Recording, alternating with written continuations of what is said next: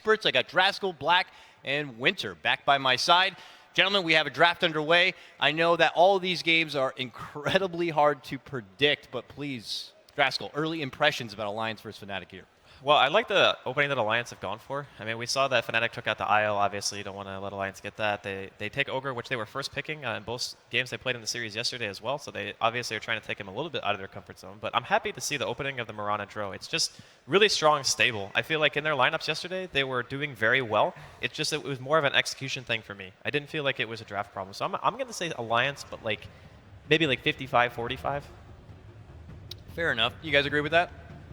Well, I do agree that Ogre is one of the very, very important heroes that Alliance likes to run because they always play very slow pace. They need IO, Ogre, heroes like this to support the early game, to run around, to pressure the enemy so that their greed doesn't get punished. So I do agree with the bans that Fnatic have gone for this game.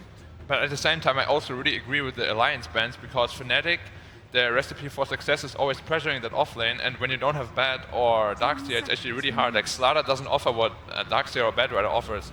And in that context, like Alliance would just have a very easy safe lane in this game. But the panel also spoke about the way that Fnatic want to play, and Winter probably knows more than either of us because he obviously has a lot of experience with the team. But I mean, I'm thinking that they're going to play very fast-paced. Fnatic as well. Come on. True, yeah, true. But you know, you've known them for like your entire life. Yeah, years.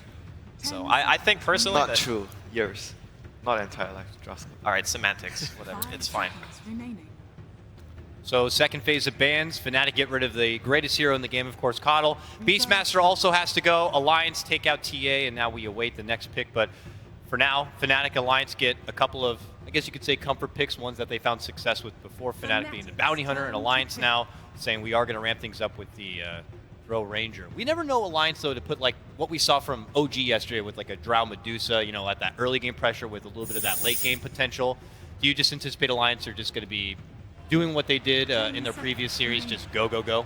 I mean, Draw Mirana is very, very strong late game as well. We saw, like, I think in the Wings game where they had both heroes had Maelstrom in the late game. They dealt so much damage with the Aghanim's from both heroes. I don't think it's something that you could underestimate.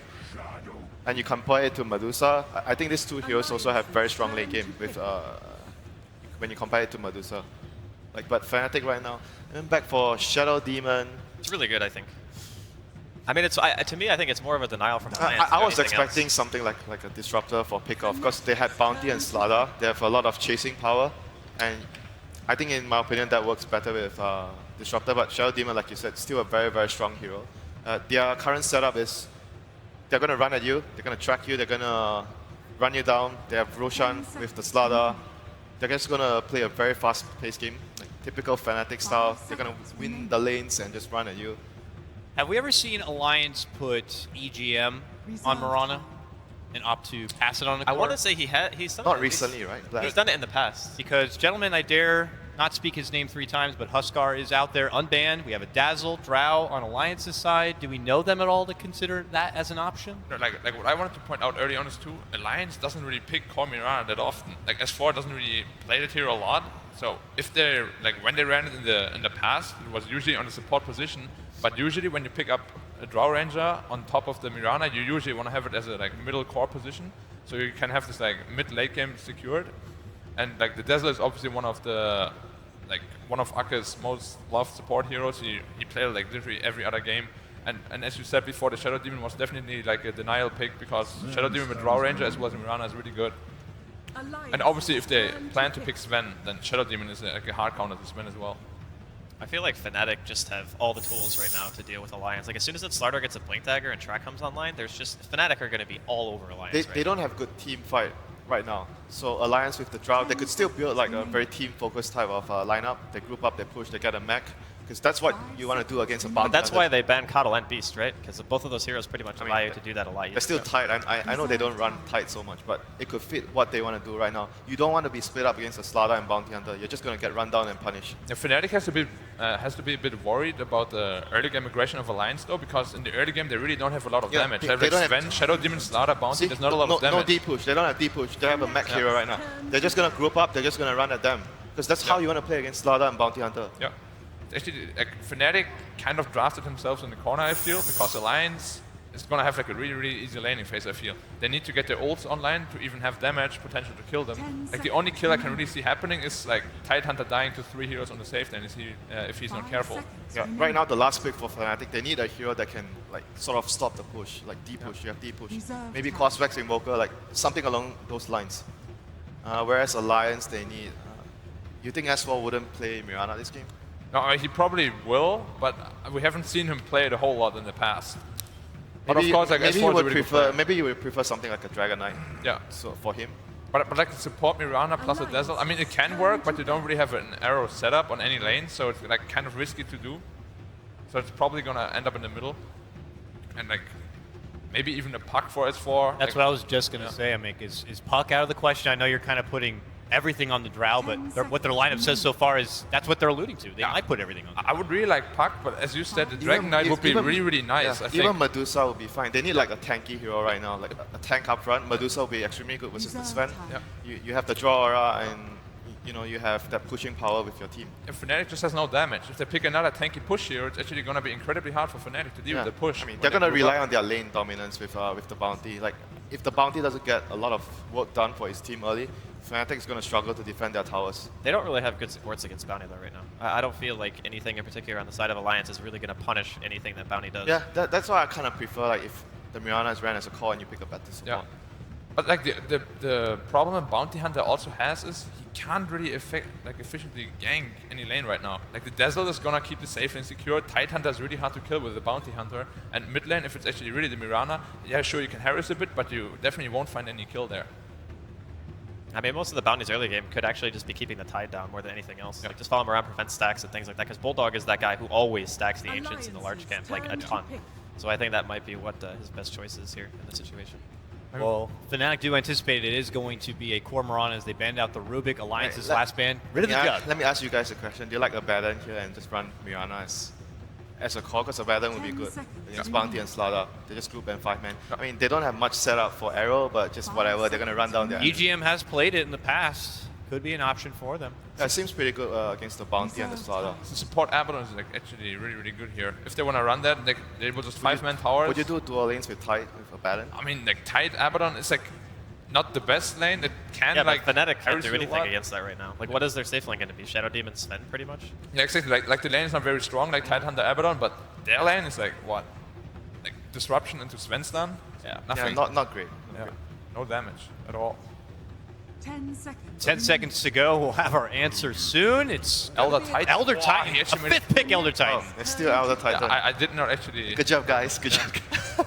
How did Elder Titan get last picked? I don't know. But now we have our answer. Mid, bottom, carry draw. Yeah, that's the setup for the Arrow. At, Yep. at least they have a setup right now, so you can actually get kills with the Arrow into Starstorm. Natural Order combats Sven's natural ability to bump up the armor a bit. 5 Solid pick. remaining. And And of course, like Elder Titan together with the Mirana Aghanim's is like incredible. The natural order, you just like destroy a hero instantly. Fnatic needs like deep push right now. There's Yeah. not many good options available. I would still lean with the Quasvex Invoker against Tide, Elder Titan, and the push. They need deep push, but at the same time they need deep push, like a deep push hero that also deals a lot of burst damage. we're going to opt for a Storm Spirit, gentlemen. They have a lot of catch, but no deep push. Like I feel like their 5-man is just gonna break their neck. Like how do you 5-man with a like Storm Yeah, Spirit? I don't think they can though. So Yeah. I'm going for Alliance this game, despite Fnatic being my friends. But Alliance have Agreed. a much easier game. I think plan. we're unanimous here. Unanimous that Alliance and their Bull Rush is going to be enough to run over Fnatic. We'll have to see if that's going to be the case or not. We'll throw it over to our casters now for game number 1 of day 3 action. It's Toby Wan and Merlini. Thanks a lot, Dakota. Yes, it is time. Alliance TI winners before, but does that really count for that much? Fnatic going up against them. It's a whole new TI. Anyone could be a winner here, Merlini. Oh, you're blessed to be here, Drow Ranger, yet again. Yeah, and think he's gonna win? It's my dream as well. It's a big team fight. You bring in a Ravage, you bring in the jumper for Storm Spirit, a 5th pick Elder Titan as well. The panel forgot about him. It looks like Alliance didn't. I thought that Fnatic were actually going to pick it up once they saw the Drow Ranger, but let's see if they correct their mistakes with their Drow strat against eHome yesterday. I'm sure they analyzed that to death. And we will find out. We will find out. We're going to go straight to our game and begin game number 1 of this full best of 3. Alliance and Fnatic, one of these teams today, they will not progress. It will be over for them. We've already eliminated enough teams from Ti6. Another one will drop today as Alliance. Okay, how do you actually feel about this laning phase? I know the panel was talking about having a Batten teaming up with a Tidehunter for that off lane. How's the ET meant to slip in now? Is he a roaming support to help out mid and bottom? Or should he actually go and join Admiral Bulldog on top? I think they realize that Fnatic's safe lanes are really weak. They don't have to do a lane up there. They don't need the Dazzle up there. They don't need the ABBA. And this way they can put EGM on a roamer. I think that's where you're really scared of Fnatic. Like if you lose a lanes and then Alliance start grouping up, taking your T1s, there's very little room for comeback with the lineup that they have. So danger zone for them is pretty much what you're saying right now. Yeah, they need to make sure they win the lanes really hard, try and get level 6 ASAP on Bounty Hunter and Slardar, make sure the Storm's protected. I do favor Alliance's draft here. It's much easier to execute, and it doesn't really require that much to outplay Fnatic in the team fights. They have the Tidehunter Ravage, and Fnatic, what do they have in the way of team fight? Maybe a little bit from Shadow Demon, maybe a little bit of Cleave from Sven, but those are all very minor AoE spells relative to Alliance's. They've at least got the option to jump on the Drow Ranger on the back line. That's the advantage of Storm Spirit. He can go wherever the hell he wants. 3-4-3 as well. Potentially can jump around the back lines with track vision. Fnatic could just make better decisions during the team fight. But you are right. Alliance is pretty much a stand, seal, and deliver against Fnatic. And Fnatic will have to play very, very good Dota in order to stay on top of Alliance. They need the Storm to get a lot of farm. If the Storm gets Orchid early, like Busts on Orchid, then they can actually deal with the Dazzle. But right now, if they jump to Drow Ranger, Dazzle's just going to be there in the back. Elder Titans can stomp too. You don't even need a Ravage to save the Drow Ranger. But once the Orchid comes out, then they can actually just punish the Dazzle really quickly. Well, there's a big advantage for mid one. The fact that like he shouldn't die to S4. Like there's no rotating supports that are really going to be a nuisance, unlike S4 who has to deal with 3-4-3. Early Orb of Venom forces a leap out of S4, so he'll have to go back. We always say shouldn't, but remember yesterday with the Ember and Huskar? Yeah, there's a lot of like coulda, shoulda, wouldn't. Ohio gets harassed a little bit on bottom lane. 3-4-3 is still hovering around that mid, trying to keep S4 back away from the CS. And it looks like finally EGM, yeah, it was only a matter of time before he'll come. Bulldog has 5 stacks on him. Ooh, that one's killed him. Be very careful of DJ. DJ also takes a lot of damage to do that. And EGM comes to the middle lane. They planned down a Sentry Wards, now they at least have Vision, the Bounty Hunter. I was kind of surprised because EGM also arrived with early Dust on that Elder Titan. So they really want to try and find the kill. Ohio, that's a little off. Try to crush on Loader. Got to be really careful when he does that too, because he has Sprint turned on. A little bit of extra damage. Do you think taunts are cursed, Toby? I saw Admiral Bulldog on the tail end of the backstroke. Admiral Bulldog is just going to try and bait them in. You think you got him, and then all of a sudden it's a turnaround. Ohio actually playing some more classic Jimmy spots, as he'll have to sprint, level 1 sprint himself away. There's still no good control coming out from Alliance. Until Lotus got Gust or Cold Arrows, Ohio's going to be free to do what he wants, especially with EGM. Like EGM went for Echo Stomp early on, but without the Spirit, the Slaughter should always be able to get away. Slow laning phase, I think, is better off for Alliance. Just need to get as many levels as they can on the Drow. So kind of what we expect at the start. Very, very passive laning. No one wants to go anywhere too hard. 3-4-3 being kept down the levels until he leeches it from the lanes he goes to. They're having a lot of trouble pulling on bottom, though. They have that large camp blocked out by the Sentry Ward, and then you have the additional illusions to help control the wave. And Loda's only like level 2 right now, which is not really where you want to be on the Drow Ranger. 3-4-3. Managed to get Vision Superiority again in mid lane. Able to get rid of that Radiant Sentry Ward so he can attack into S4. But at the same time that happens, EGM moves over to the mid lane. So making sure that Moran is still able to find some level of high CS. Bottle's on the way, but no additional sentries for S4.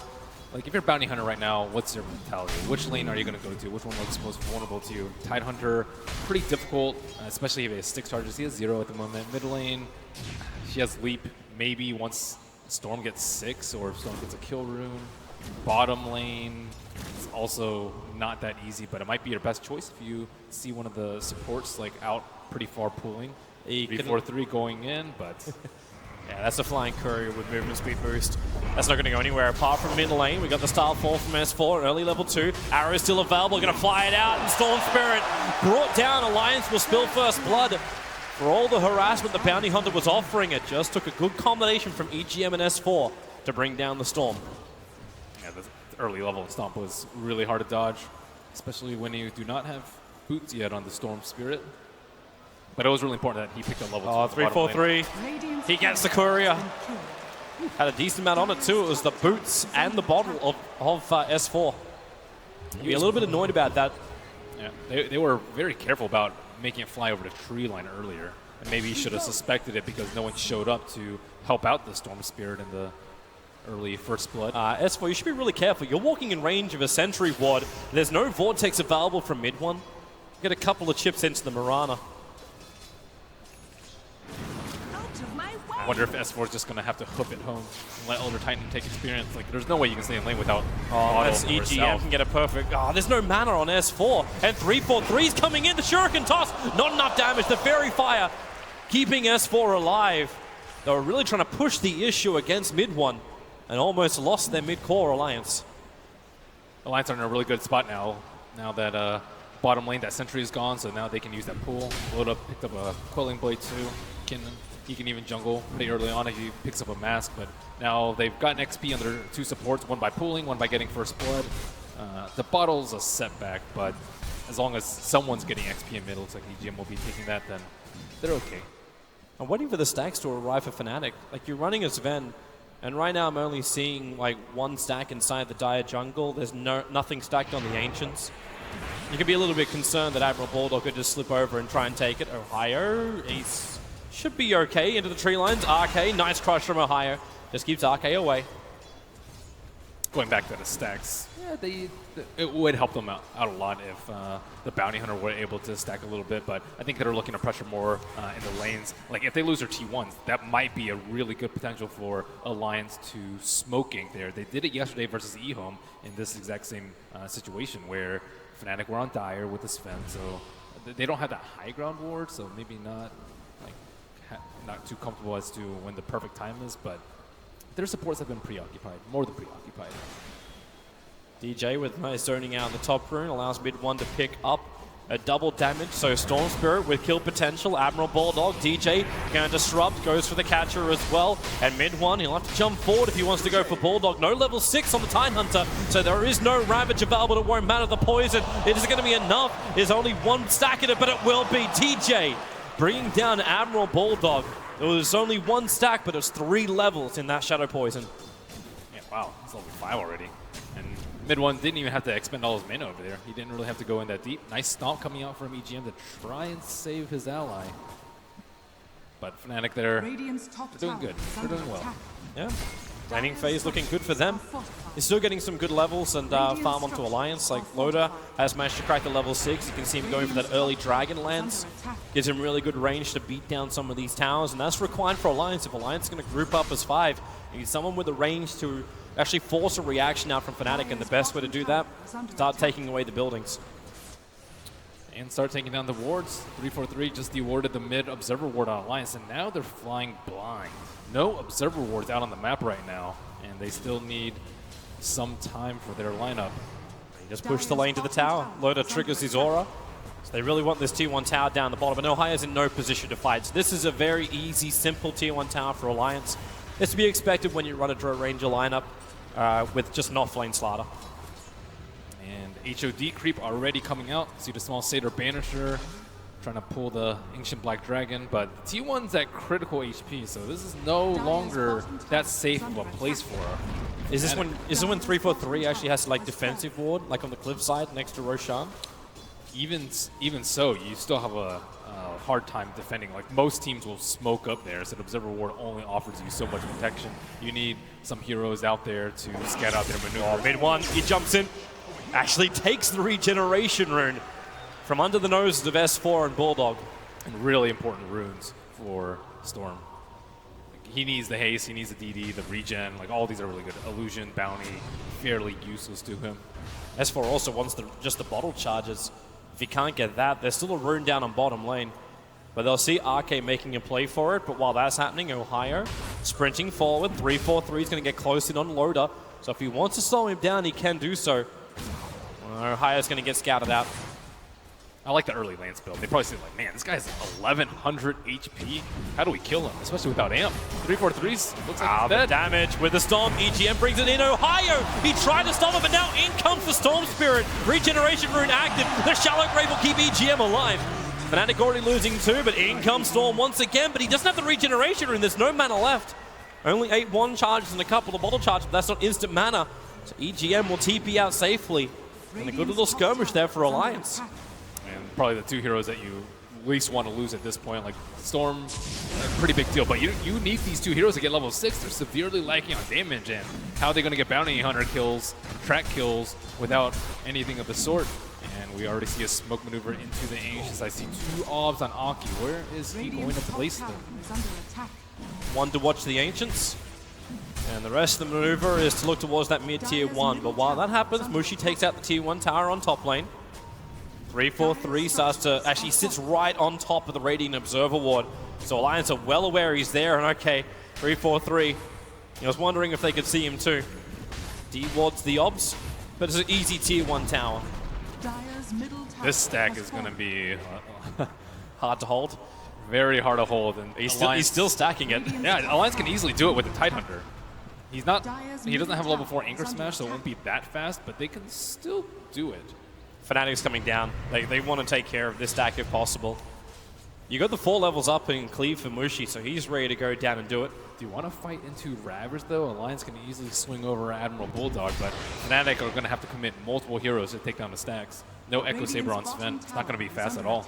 And right now, Alliance is going to force him to fight into Ravage no matter what. Like, they're just walking down the lanes, attacking a tower. Either Fnatic keep trying to side lane push, but that's only going to work for so long. Can they last long enough to get that Orchid onto the Storm Spirit? To get sure. whatever, like, is the Blink Dagger for Mushi next? They need the track, though. 3-4-3 just use a tome, but he's 30 XP shy of level 6. Maybe reaching some from the Sanction stack will help. There they go with Mushi, and Alliance nowhere in sight to defend this. With that Obs Ward dewarded by 3-4-3. Mushi, you're not really low, man. You should be able to survive through the Black Dragons, but only barely. Calculated. Will now have enough money to buy that Blink Dagger, if that is his wish. Loda probably senses out that they're ganking him. Doesn't even want to be to the left side. That is the most common gank spot. Alliance are coming over. They're 4-man smoke maneuvering. Storm Spirit puts down the Remnants just because Loda came in close. But he's in full defensive mode. He has Strength Treads and Dragon Rings. It's going to take them a while to kill him. Buying more time for that Grave to come out from Ake. Is there a jump time? Well, Ohio already using his Crush to farm. And then sprints away. Alliance too far out. Obviously no Blink Dagger on that Tidehunter just yet. It's more of a mech build coming in. The survivability, the 5-man maneuver Alliance lineup. And Fnatic have dodged them. The smoke maneuver from Alliance will probably still end in the tier 2 tower and the bot lane dropping. But Mushi, straight back to the farm. They wait for the right time to fight. He's back to farming, but he has also picked up a fighting item. Sven's actually gone forward to the Blink Dagger. Normally at this juncture we see Echo Saber or Armlet, so with the Blink Dagger pickup, he definitely wants to fight. They need to be able to kill Dazzle, ET. He can't TP though, he just TP'd up to the top lane. So this fight can only be held back by Shadow Poison pretty much. That's their only level of, that's the only D push. The mid one, he's actually wrapping around the rear, farming up the camps right next to Alliance's push. The Slaughter is forcing the mid lane by crushing and pushing to the tier 1. They really need more tower damage in their other lanes. Mushi and Ohio haven't really been hitting the towers. Mushi's actually farming up the Radiant Ancients in the meantime.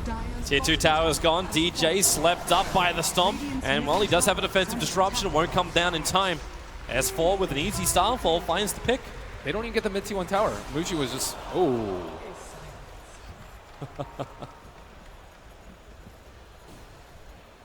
Even in death, Shadow Demon can still cause a problem. I still love mid one. He's just waiting. Arke will walk around the corner here. Ohio's in the neighborhood. Arke's going to get picked.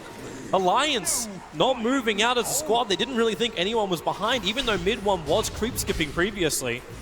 So even though they didn't take down the mid tier 1 tower, Sven is still by far the top net worth on the field. Mid one is getting a lot of farm from jungle camps, and now they have to Moonlight Shadow to protect Admiral Bulldog underneath his own tier 1 tower. I think they're overcompensating for yesterday. Yesterday they didn't group up. They split up and farm too much and they got picked off. In this game, they look at Fnatic's lineup, they look at their mistakes from yesterday, like, okay, we need to group up, we need to push, but they're not really balancing out the farm and the pushing that much. They're behind the net worth by a fair margin, despite there only being 7 kills in this game. And normally you'd be like, oh, well, Bounty Hunter's not really getting value out of it, but the other heroes are getting a ton out of it, mostly the Sven, and he is still ready to fight. It's the XP graph, man. That's the bigger one. Like, a 6.5 grand going the way of Fnatic for that. Like, Mushi right now, the Blink Dagger's a great fighting item, but it also is just making him progress from camp to camp inside the jungle. I think they need to make them keep guessing where the Tidehunter is. As long as Tidehunter's showing, they know when and where to fight.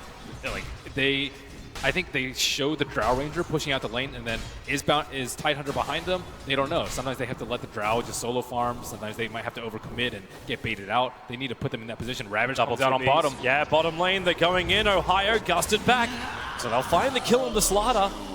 Mid one is already ball lightning himself away. He's going to go all the way back home.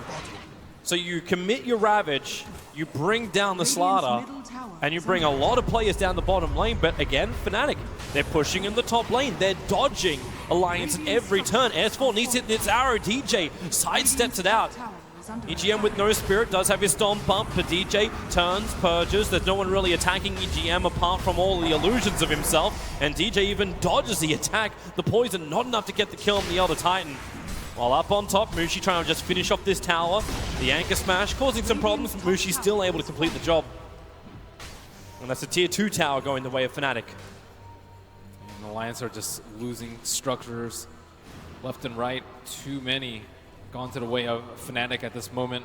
And it doesn't really matter if Alliance have warded up the Dire Ancients because Mushi can just farm up the Radiance. He really doesn't care that much, does he? As long as he can find the money.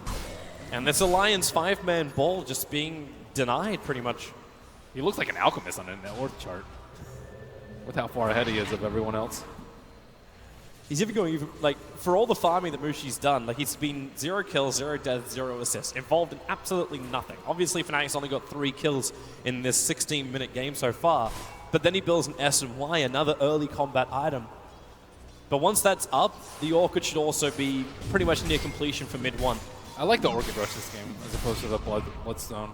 Most of the storms you'll see will get Bloodstone first, but I think with this sort of game, you need to control the Dazzle in the fight so that the Drow Ranger falls. It's also pretty good versus the Tidehunter if you can actually coordinate and make sure that you focus them. But again, Alliance are grouping up. There's so many heroes in the top lane of Fnatic. We're like, okay, well, we'll just do Roshan. We have amplified damage. They have to respect it. Storm Spirit, one of the best Aegis carriers in the game, and Alliance are just going to have to hand it over. Yep, it's the oldest classic trade in the book. Roshan for a Dire tier 1 tower. As S4, well, he's coming over, throws the arrow, is going to come into the pit. Roshan's low, and it is killed by the Dire. The arrow will connect on Mushi. That was way too close. I think one of the heroes is like, okay, I'm just going to tank it. They saw it coming. Jump in front of Roshan. Yeah, well, S4 threw it out right next to a Fnatic hero. So now Fnatic, with Storm Spirit Aegis the Immortal, you got a free jump in initiation with a second life. Yeah, it's like, normally you want Bloodstone so you don't die in the fights and you have that barrier of HP, and if you survive you get Bloodstone charges, but with the Aegis they can just suicide for the Dazzle and I think just easily mop them up for a 4-on-1 or 5-on-1 trade. So does Alliance just don't get involved now? Is that the play? Wait out the Aegis Immortal, or can they still 5-man maneuver? The Ravage is back up. They do have the mech on Bulldog. They have the. Are they stronger? The more important thing I think is the Ags on the Murana that just came online. So with this, I think this is their timing. I think their line was built to fight. They can farm, but as I believe Winter mentioned earlier, it's like Admiral Bulldog's he's on Tidehunter in this game. He's not on a Lone Druid, he's not on a Bristleback, he's not on something that scales particularly well. He's 1-1-1, and they've been looking to fight all game, but if it keeps going at this rate, Fnatic's going to easily outscale them. They're just going to be able to mow them down with this over-farmed Sven, who can just get a BKB and just run at you. With that, when he has that amount of farm, there's nothing that you can do. He's going to have like 30+ armor. He's not going to be affected by Ravage. So instead, they just have to group up and go. They have to do something. Well, 3-4-3. The dust will come out from EGM, finding him, trying to go straight to the Stomp. That will put the Bounty Hunter to sleep, and a follow-up Cold Arrow. Elder Titan will find the last punch. So no Bounty Hunter for the fight. They won't have track available. But Bounty Hunter, or sorry, Sven is already on the bottom lane, pushing, blinking past waves. He already took down the T1, and only now did they start hitting the T2. Just a little bit to the south, Ohio waiting at the tree line, right next to S4 as well as Admiral Bulldog. He's waiting for someone to TP. Mushi popped Godstrain. They want Alliance to TP out. That's not happening yet. Okay, now it is the Dazzle on the hillside. It's Arcade who's the first one to leave. S4's on the run. Already stacked up with 2 poisons. The crush onto Admiral Bulldog. Mid one coming in close. Orchid is available for him. The ET splitter. Fnatic easily dodging it. And free T2 tower from Mushi. And they just put Alliance in a really hard spot there. If they TP out with like a Tide Hunter, they're just going to jump them without Ravage. And if they don't TP back strong enough, then Mushi just takes a free tower and likely even gets a kill if it's a weak support. So they're just forcing Alliance into these inopportune trades and situations. They constantly have to decide. DJ's like keeping the Tide Hunter in check, so they can't back out cleanly. And now even Ohio and Mushi might even sweep in from behind if they're not careful. And Alliance can't even teamfight at this point. Oh, they have to back up. That's a huge creep wave up on top. There's the threatening Mushi on bottom. Fnatic are just playing like really smart and very elusive Dota against Alliance. On top of that, it looks like Mushi is finally going to go for a BKB. I say finally, it's 20 Top minutes. lane, the jump in. It was already set up with 3-4-3 coming in close. Gets the initial slow from Janata. And now with no Dro Ranger, Sven takes out another tower. 20 minutes in, farming up Radiant Ancients. There's only one remaining outer tower 20 minutes in for Alliance. And they're the team with the Dro Ranger. They're the team with a lineup that was meant to 5-man force Fnatic into bad team fights. And it just hasn't worked. This is going to be really bad. Sven, just 1 minute, he's going to have his BKB, and then they can just jump them without really any fear in the world. Or just wait until next Roche, or they can split push and farm. Like, there's so many different options available for Fnatic right now. And Alliance are... They have one key item that arrived. They have a Blink Dagger on the Ravage, so technically now Admiral Bulldog will be a lot harder for DJ to keep in check. They need vision of Bulldog, however. Right now they got track over on Arcade, so they do see him quite easily. Do they want to fight right now, though? There's still about half a minute left. Fnatic knows. Like, you finish the BKB. Like, you don't go high ground without your BKB. Yeah. Well, and you have way better wards on the Fnatic side right now. Really deep wards. Whereas Alliance, they have one near the top, one kind of in the middle. Maybe not likely to get dewarded, but I don't really think they can do that much with that information. On top of that, Fnatic have the Bounty Hunter constantly scouting out for them. They'll at least know when Fnatic fall back over the river. I think they want to time a fight with the Aegis expiration. It's going to be about 5 seconds away. So now Alliance have the green light to jump in. Yeah, but where's your target? The Observer Ward scouts out Ohio moving north, but EGM's the only one near him. So I think they have to do something before the next Roche. It's going to be a really important time for them, but yeah, I think Fnatic are more than willing to take a fight. Up until then, they're like, okay, well, they're stronger than us right now. They have the Drow, but I think Drow is already kind of peaking relative to the Sven, when Sven is like 50%. Speaking of which, Storm Spirit looks like he's... Okay, if Loda stayed there just a little bit longer, he probably would have just gone for the straight jump. Loda does have the Hurricane Pike up now. So he's got some extra things to work with from Alliance's high ground defense, and this isn't an unusual position for Alliance, being a long way behind. Roughly 8,500 in the net worth, over 10,000 experience behind too. A very slow game, but a very patient game. They just have to pick the right opportunity. You have to be really worried for the Drow Ranger, though. Oh, Bulldog?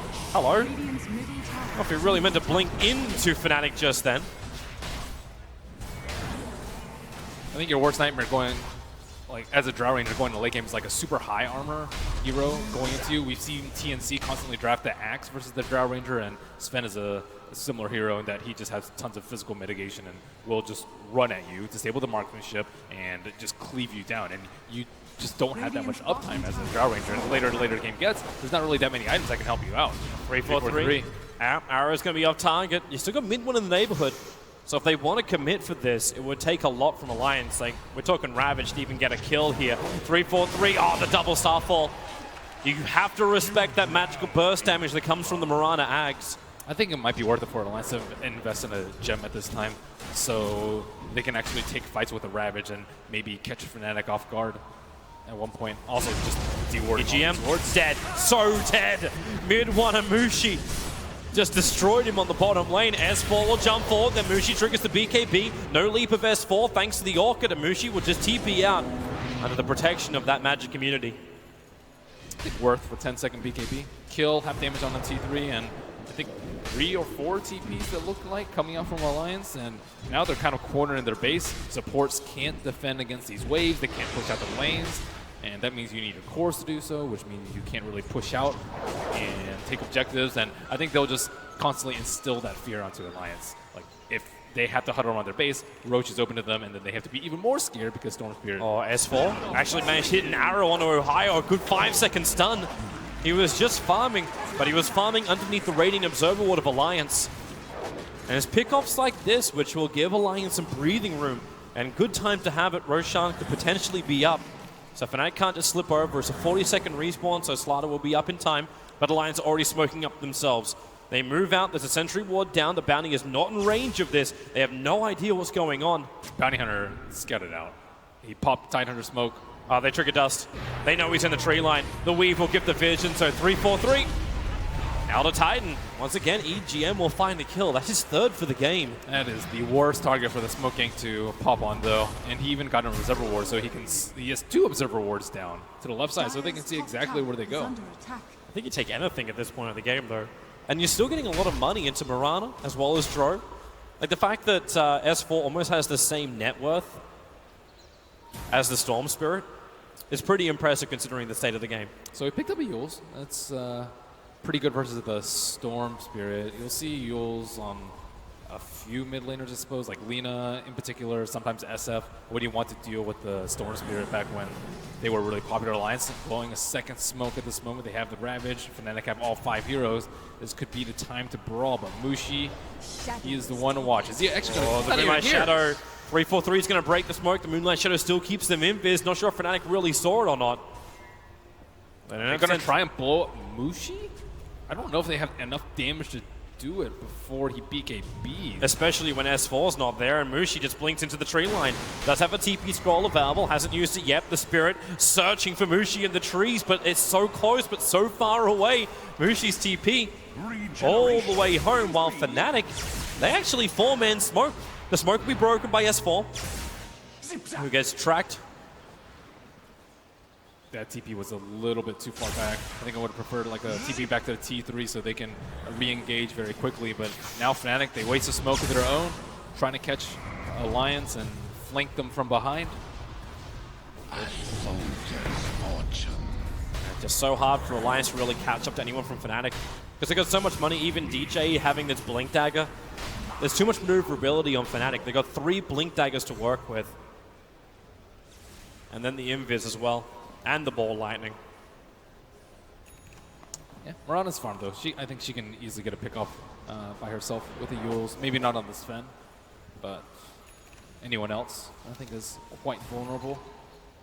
I think Loda's going to be a lot happier too once he gets that ultimate orb. Having the Manda style, breaking free of the Orchid silence of the Storm Spirit. Dispel Amp. Yep. All pretty good.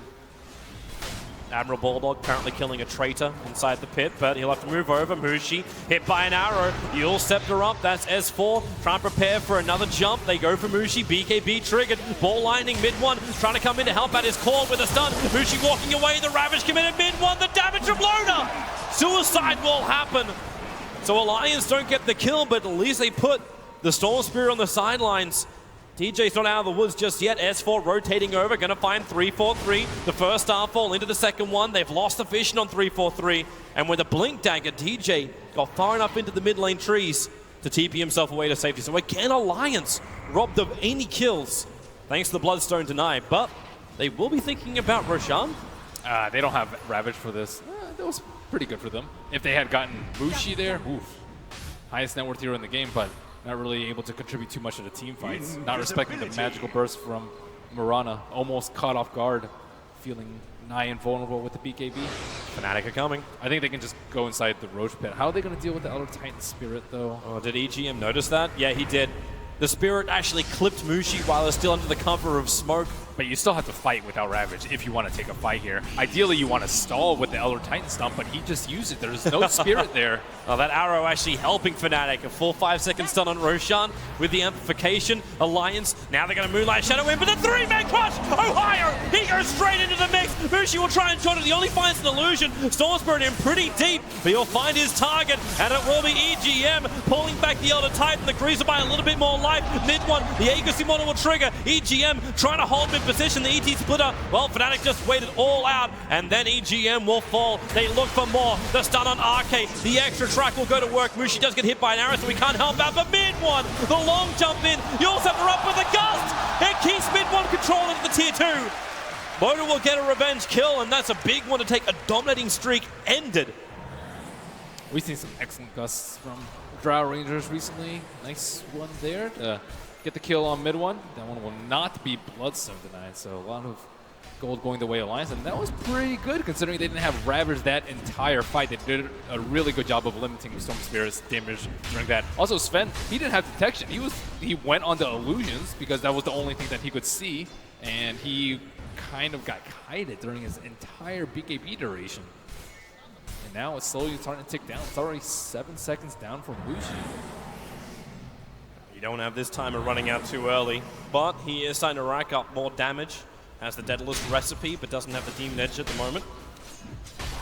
But we're going to get to a point where Alliance, if they do get caught out by this Venom, it's only going to take one swing and Mushi's going to kill them all. And that's just because he's got so much money, so much net worth, almost 19,000 on Mushi.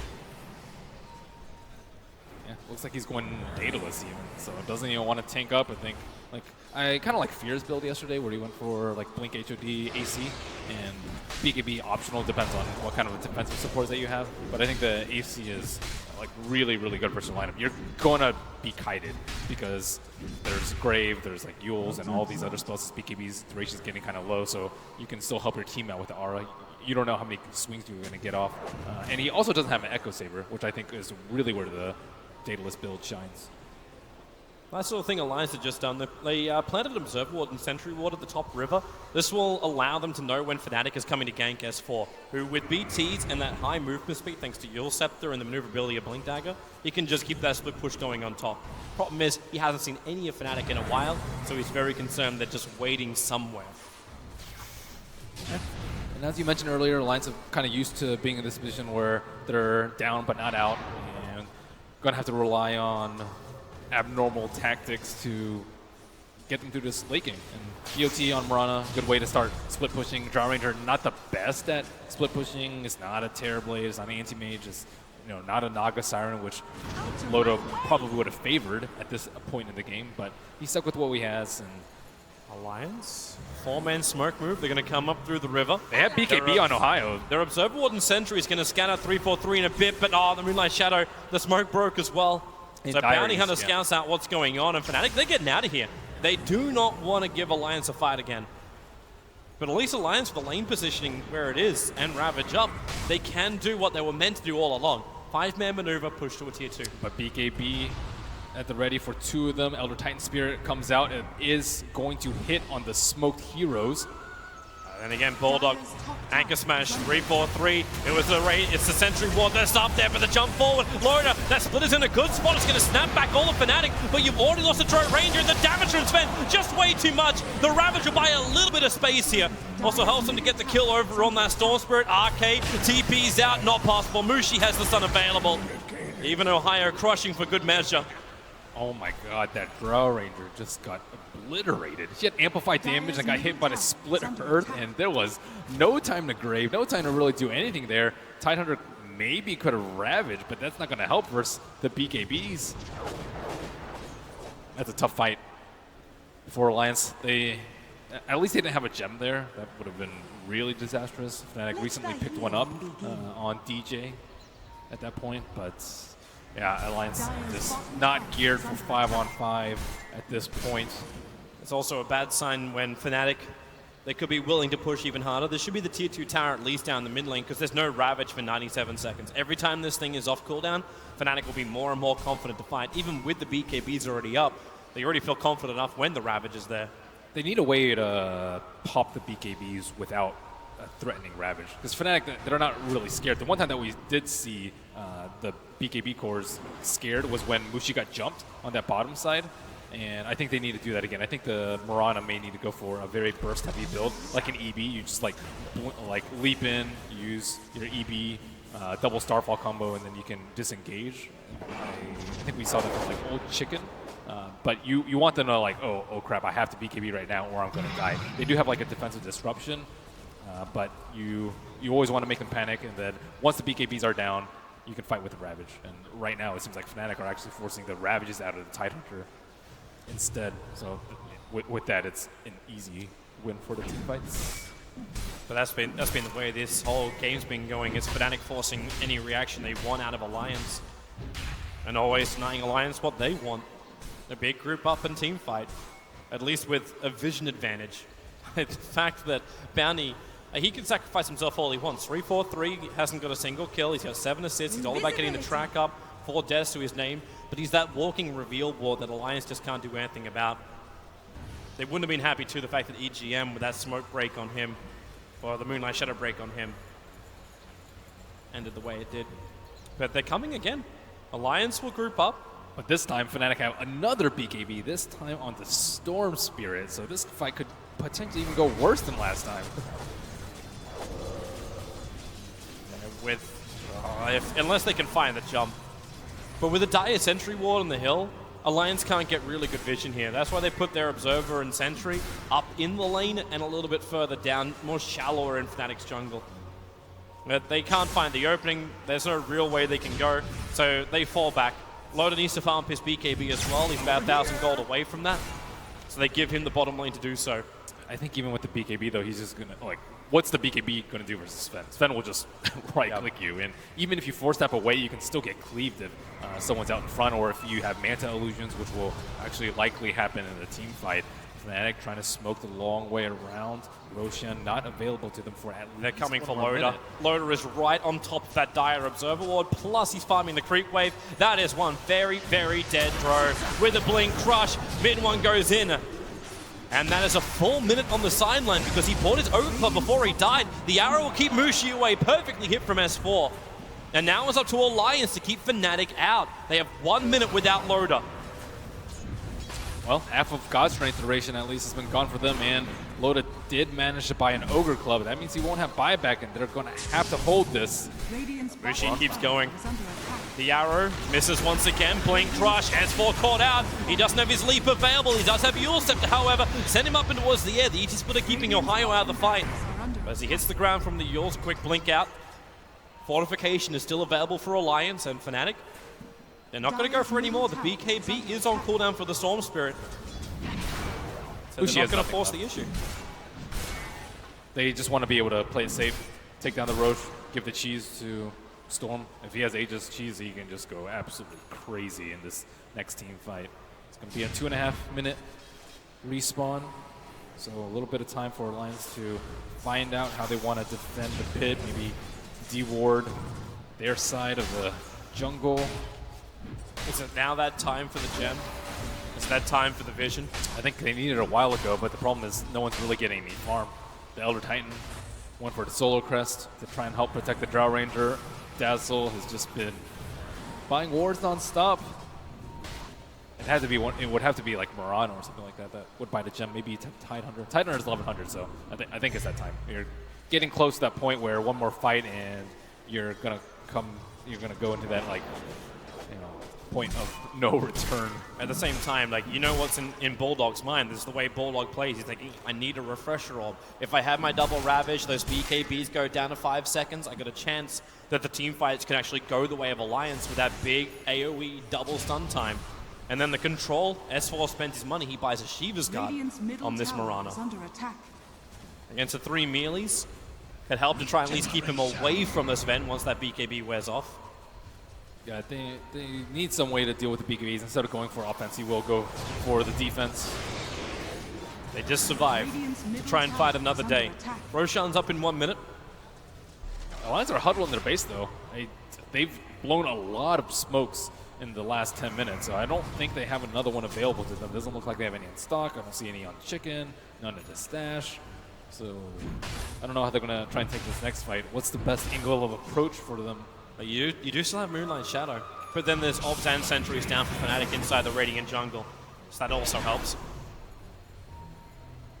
But they keep getting their lanes pushed in. Fnatic go back to what they started this game with. They just keep pushing in the top, they keep pushing in the bottom.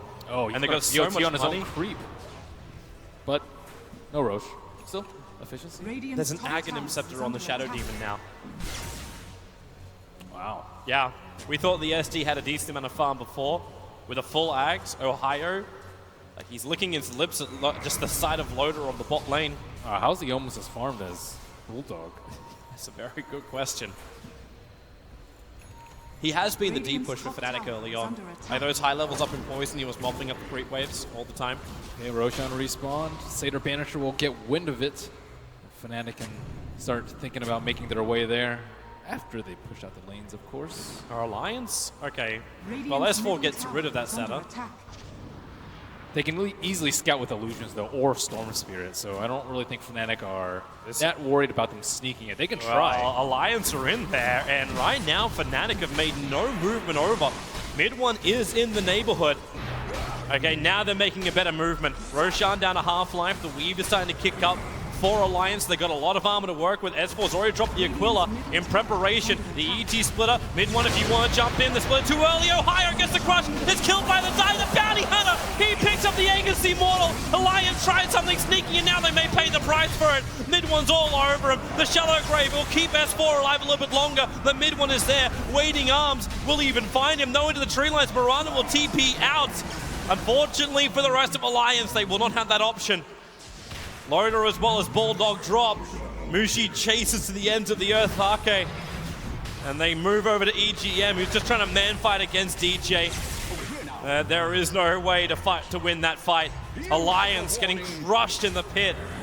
Fnatic, they arrived late to the party. If that splitter was just a fraction of a second later as well, it could have been huge for him. Yeah, it was almost perfectly timed by EGM, but Fnatic, 3 in the pit. 2 BKBs, and they got the Aegis kill, or they got the Roche kill, they got the Aegis, and Bulldog was not able to get his Ravage off that fight. Not like it would have mattered too much because of the BKBs, and Mushi was just on top of Loda the entire fight. No space for the drone. Shield buyback. Fortification will slow down the Raxing. S4 caught out by Storm Spirit. A perfect jump from mid one. It's a nice gust from Loda. Maybe he can get a revenge on the 3-4-3, but DJ is there. The waiting disruption arms to pull 3-4-3 out of the firing line.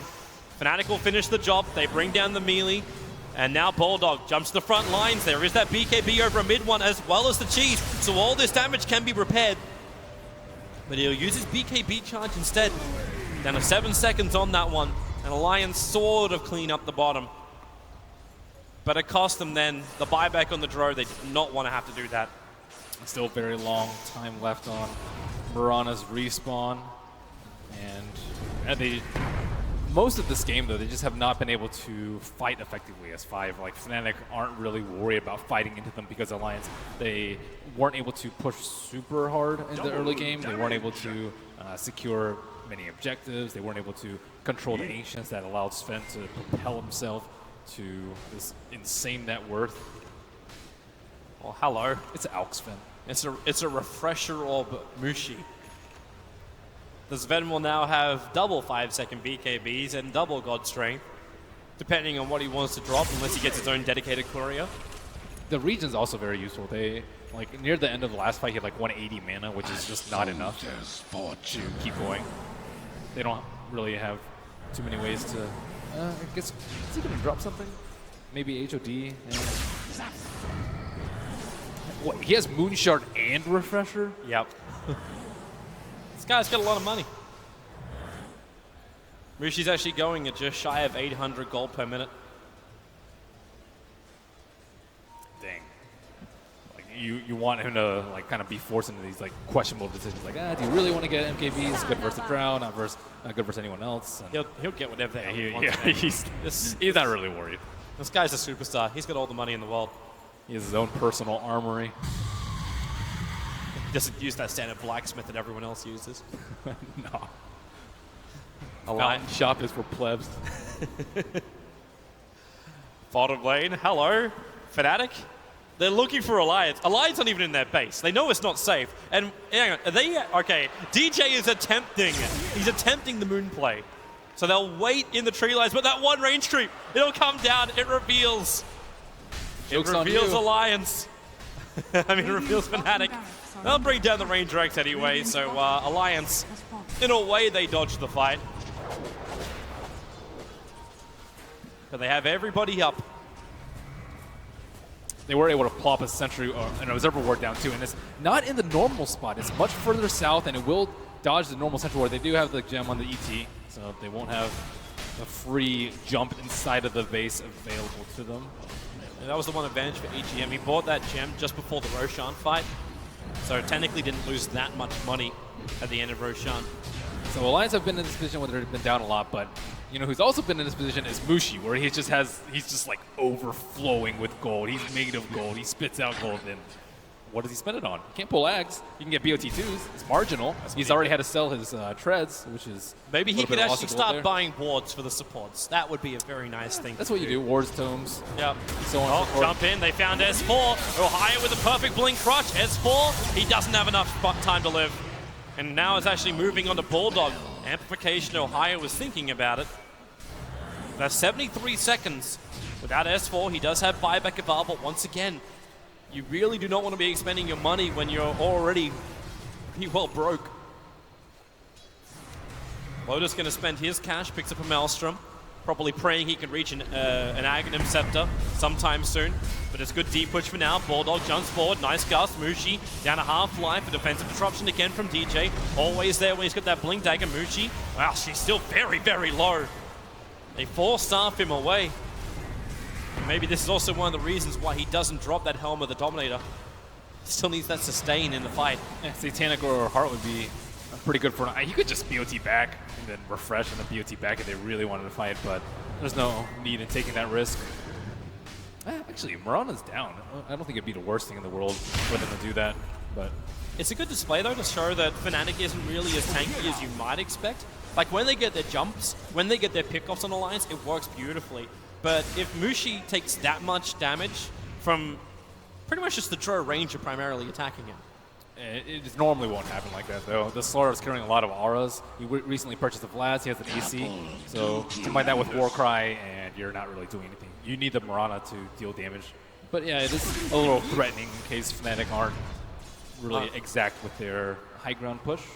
Yeah, their positioning has to be good. You can't just leave one guy on the front line to do all the work. You can't just A-click and take your hands off the keyboard. Oh, that's a Jimmy thing. Have you seen him? It's like, look guys, no hands.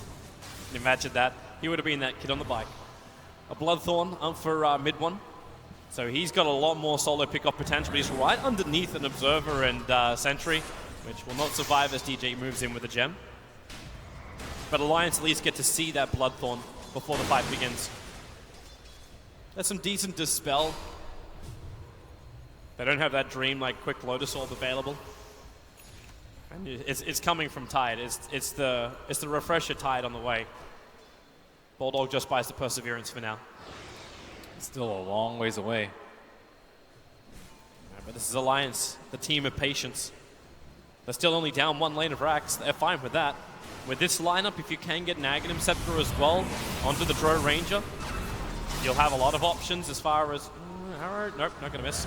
They're really lacking items on the supports, though. Especially Dazzle.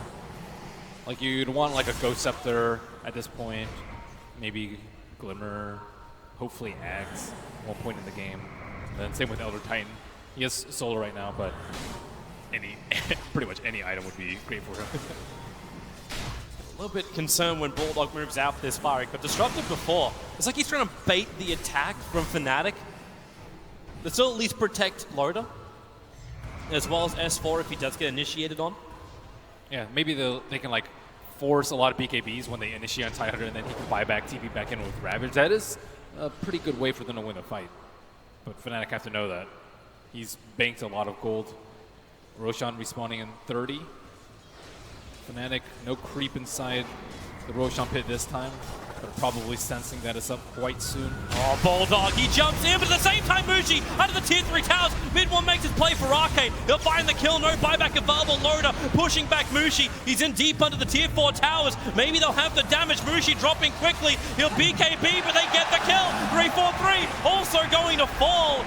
It's the Storm Spirit who's already out. They find more kills. Yules it up. DJ trying to keep Alliance away with that purge, but EGM stomps and Fnatic, they were so patient. They were waiting for the opportunity. But they go in deep and they lose 3.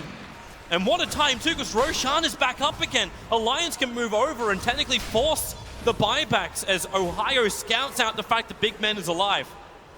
Alliance won Ti3 off the back of a lot of force staff plays, and that was a very similar situation. They double force staff the Drow Ranger, and Sven was like pretty close at a T4s. Yeah, he almost hit Fountain at that rate. Yeah. S4 got over 2,000 gold just from the kills. He's now up to 6K on the Mirana. Oh, they were going to play it safe. I think that's actually the most amount of money I've seen so far at TI for a killing spree. It was 1,640 gold for killing off Mushi underneath the tier 4. That's ridiculous. He has 6,000. Oh, mid one trying to go for his kills. Well, he's already found one. Again, poor Arke is just it's the scratching post of Fnatic. Well, that will not dissuade Alliance from taking down Big Bad Roshan. Solar Crest already upon him. Ohio's in a good position for a 4-man crush if he wants it. He knows they're in there. In comes the jump, the crush, the silence will be there. Admiral Bulldog, he's already expended the Ravage before, so you've lost one. Loader can't really fight this. The Hurricane Pike puts himself on the hillside, however. He can't get back down again, so they'll have to TP back to base. And then mid one. Very close. That was a kill Alliance could not afford. But I guess now they realize Fnatic will have Roshan. And they'll back out. They did get the advantage of stealing the gem off Fnatic. A very small advantage at this point. At least they didn't lose any cores there. Yeah. Tidehunter died in that big engagement inside the base and did have to buy back, so he won't have Refresher for this upcoming engagement. And all they really need to do is wait for them to go on to Mushi. Mushi just needs to hit towers. If they go on him, he just pops Warcry. This courier. This is one perilous trip. The Observer Ward scouted out its movement. I'm fairly certain it's here for the point booster. Actually finishes a full E-Blade for Mirana. This courier has to get home. Storm King easily jump it. And 343 is also waiting for it. He'll move, he'll blink forward. So close. Now the Storm, jump in the courier. 4.7k worth of net worth. So much for that Sven kill. Yep, you'll have to wait 3 minutes before he can get that E-Blade. But that also means he does still have buyback. So it doesn't put that in any kind of peril. I was wondering if Loader was going to complete up the Aghanim Scepter, if you put a point booster on that courier as well. Instead, I'm seeing a Crystallis purchased on Loader. Still has buyback, doesn't have the full axe, which would have been really nice with the Maelstrom combo, but he's going a Daedalus build on this Drow Ranger. He's just trying to get any sort of items he can before this last fight. This might be like the last fight of the game, and you want every little bit of net worth that you have outside of buyback to be invested onto your hero. And net worth graphics is looking pretty bad, but Mushi is banking 8,500 gold. Yeah. Have we even seen him use that Refresher Orb even once? Nope. It's sat in his stash. It's almost like he's just buying home bling. Bulldog, again on the front lines, getting tracked up. Mushi gonna God Strength hit the tower. Sorry, just Warcry to hit the tower. Fortification will also be burnt from Alliance. They're being pressured on the other lanes though. S4 needs to deal with this mid. The bottom lane is still with the mega creeps. So Alliance have to turn their attention down there every now and then, but they don't want to turn away from this top fight. Ravage has just come up for Admiral Bulldog. They still have buyback available for the Mirana as well as the Dross. The damage is there. Bulldog, great blink away. Gets out of it, but will it be enough? The fight is split up. Ohio might be low. Mid one, he's going in deep. Under the tier 4 towers. Moonlight Shadow making it very difficult for Fnatic to find the target. The Ravage, it'll blow. The BKBs can't protect them. Mid one will drop as well. So low, but not dead. Has the Aegis Immortal. Now they'll trigger. Mushi gets far enough away for the Spirit. The arrow. Bulldog, he will smash him entwined with an anchor. EGM will even be protected. Alliance, they're holding this fight. Ohio is low. They force up down. Loda pushes himself into the fight. He wants to go against mid one. S4's here to help him. They've got the damage, but mid one's got the range. Jumping in closer. Yule's up from Mirana. Where's he go next? He goes in deeper. He goes for the Starfall. Mid one's still alive, but not much longer with a stun onto S4. He'll die with the help of DJ. The double buybacks are available for Alliance. They knew this. They still have to hold the bottom tier 4 towers are being attacked. The refresher orb is now up for Bulldog. He's already triggered it, and he leaves it at base. He doesn't reveal it. So maybe now Fnatic, they could go in thinking there is no Ravage available. But it looks like Fnatic, they've been cautious throughout the day. They're going to be cautious again. And Sven actually used his buyback during that fight and finally used his refresher, BOT'd back in, but he doesn't have buyback. That's probably what dissuaded him more than anything. Stormspeeder was a little bit low, but he has plenty of Bloodstone charges. And he's also making a lot of gold. 6,000 in Storm's inventory. What will be item number 6? For a Storm Spirit, Usually Scythe. he can finally drop that gem. Yes, Scythe would be nice. I still want to see Loda finish up an item and finally see Mirana with that E-Blade. The courier is back alive. So you have to keep that in mind that S4 had all that money spent, but he didn't actually have the item on him. If there was an E-Blade in that fight, it would have been very, very different. Yeah, Sven's dying very, very easily. I actually think he should keep the refresher on him so he can BKB twice. I mean, and Warcry type. But what do you drop? You really want to get away with the, like, you can't drop. SNY. Yeah, that'll be good. I think he needs to play it like a Life Stealer. Life Stealer, you siege your tower with your rage cooldown. I think he needs to do the same thing with Warcry and then just back out. They're having to blow way too many cooldowns to save him. Like, DJ almost got him out of the situation. Yep. He got 4-stepped out, and then he disrupted, and then he was able to blink after that, and he almost got the BOT out. But you don't want your Sven to be in that position where you actually have to save him. Okay, how does DJ have this much money? He's now going to BKB on the Shadow Demon. Wow. It's coming on the Courier. This is, like, if you've got DJ in your fantasy team at the moment, congratulations. You're going to have crap tons of points. Even though the highest points right now does go the way of Mushi. So out of the 10 heroes in the game, there is only one with buyback. And that is mid one. Everyone else expends their money. They know they need everything to fight. Alliance are very happy with this. If they can keep Fnatic out for another minute, they have double Ravage. The refresher orb is off cooldown in 57 seconds time. I'm actually surprised Stormspeeder doesn't have more charges. I guess there haven't been that many kills in this game, but ideally you have 25 charges, maybe 26, and then you He got the early charges, then had to commit suicide, then he got killed, and after that everything just dried up. But like now, Storm's in this like somewhat weird position in the fight, so if you die, you can be back up in, let's see, like 35, 40 seconds, but you want to fight there with your team instantly. You can potentially win the game if you buy back, but you could also potentially lose the game if you buy back, BOT in, and your team's already dead. So well, not a great situation for him. We've hit this point now. It's disrupting Sven illusions to attack at range racks down. The spirit of Secret lives on. I think this is also something Alliance have a lot of experience with in the past. They're normally the ones doing it. Yes, they are. It's the safety. They don't actually have easy ways to get rid of these illusions. It takes so much. This is when you actually wish you had that Agnum Scepter on Loda. Well, time to start on another tower that will... Wait, is Alliance really... I thought for a moment that actually there was a Fnatic line being drawn by mid one saying, can we loop around and go in through the mid? The refresher's cooled down at this point, and Sven's been really squishy. If they can catch him in a double Ravage without his Warcry, and potentially like DJ doesn't BKB, then maybe, but that's a lot of contingencies. Yeah, that's a lot of babies. And they also have no vision to do this fight with. Like, the Observers and Sentries on the top lane are very, They have the Observer tight Ward right here, Fnatic. right outside their T3 on top. This one can potentially be a game-winning Observer Ward if they can catch multiple heroes with that. And DJ, oh, actually, who's carrying them? Stormspeeder hasn't really been close enough to de-ward that quite yet. They have a Sentry Ward on the north side, but it's just outside of range of these Ops. So they probably think they're in the clear in terms of not having vision. But it's daytime, so you're likely to play more carefully during the daytime. Yep. You expect the opponents to be able to see across the cliff. Nighttime, I think, is where Alliance can make a move, but that's still quite some time away. It's still crazy to think that Alliance are keeping this at bay. They're almost 40,000 net worth behind.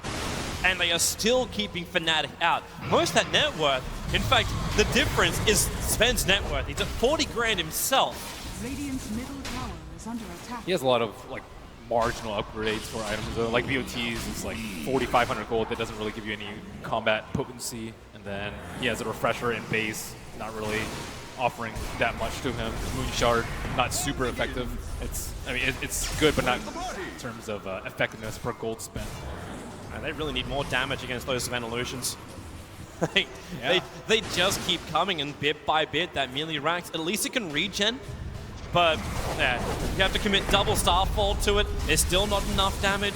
Loda doesn't have his full Daedalus up, so his damage also isn't that great. Probably regrets not getting Axe now. Because he was in that position where like, okay, I might lose again right now. I have 2,000 extra gold. I need to buy an item. And Does he go back to it? Like, do you actually sell the Crystallis and then buy the full Aghanims? Oh, bottom lane, they actually find Ohio. The arrow misses from S4. Mid one, he's gone in.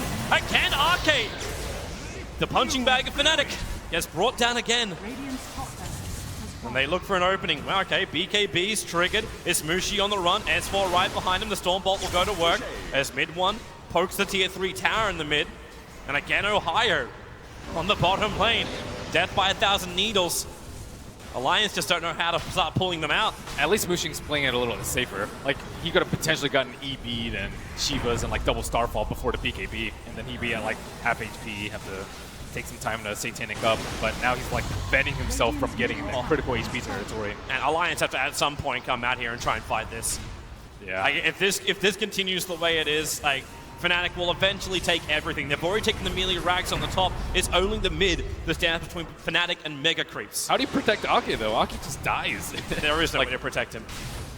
Like, you actually just have to let him die. Force a fight when Fnatic has split up a little bit more mid one. Now looks towards Admiral Bulldog.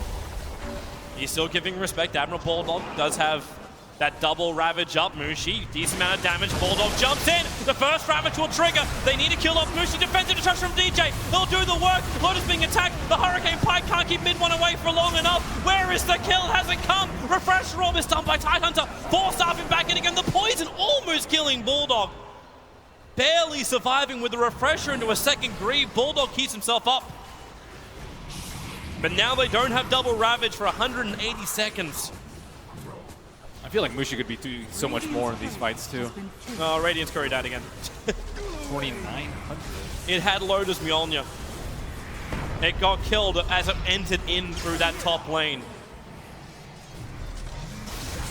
Mushi like needed to BKB the Ravage, and Shadow Demon was able to do it.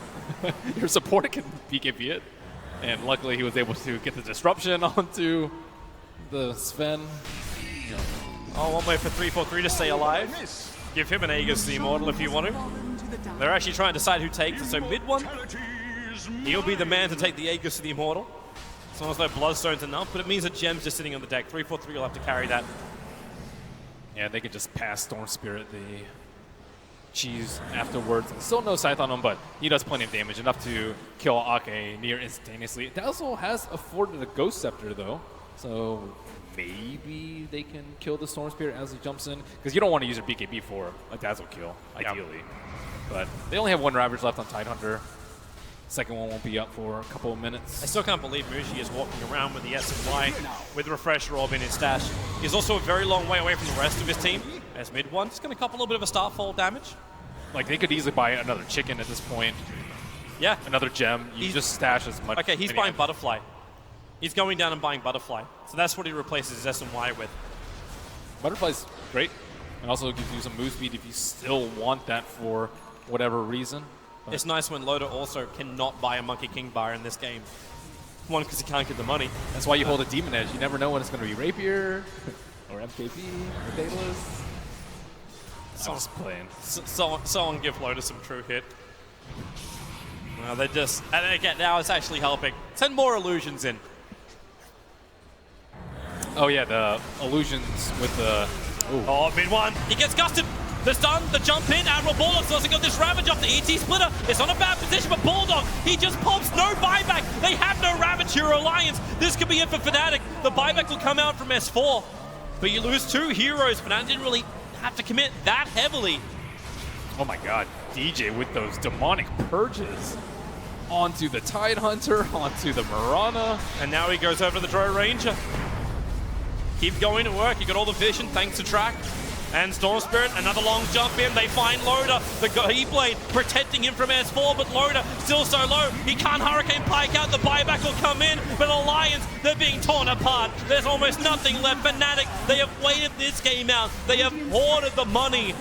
And finally, they can bring down this Militrax, force it to make it a double crush from Ohio. That could seal the deal as Alliance will lose all three. And GG, game one will go the way of a very patient Fnatic. The strategy seemed like something that Alliance thought would work, but it doesn't really seem to suit their style. I think in particular, I don't know, it was just like their whole entire team. They could never really search for fights in the first 20 minutes of the game. I think that Mushi played pretty well for the first 20 minutes, and then the later half of the game was dominated by Mid-1 and DJ. 3-4-3 also with some timely smoke pops. Yeah, 3-4-3. Like, he was, again, that kind of guy that takes it for the team. The bounty hunter does the work, but the SD, so much money on it. Like, normally you say, hey, you might have been like a 4-core lineup that was attacking you from Fnatic with everything they had. Those disruption illusions kind of forced Alliance's hand into really bad positions, and then Fnatic just capitalized on it. Alliance never having that dream combo. Like, you get Refresher Orb on Tidehunter, and we never saw a double Ravage fight.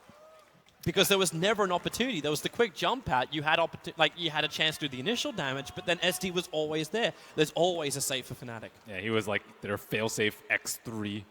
He might as well have had a refresher at the end of the game too. Yeah, if that game went any longer, he could have actually bought one. It was just really smart from Fnatic and really patient from Fnatic too. The panel was saying like, hey, Fnatic, like you lean towards their side. They at least most of the analysts were saying that Fnatic was the favorites coming into this one. Alliance, they proved they can do Alliance things, take the game over an hour, but they need to win. That's a small team. That only counts for a little bit too. Unless you're trying to get like longest game on average prediction or something. Well, we haven't hit my prediction for that one. We've got to go over 90 minutes for that. But hey, there's still more games in this series. There's still more time to come the way. And Alliance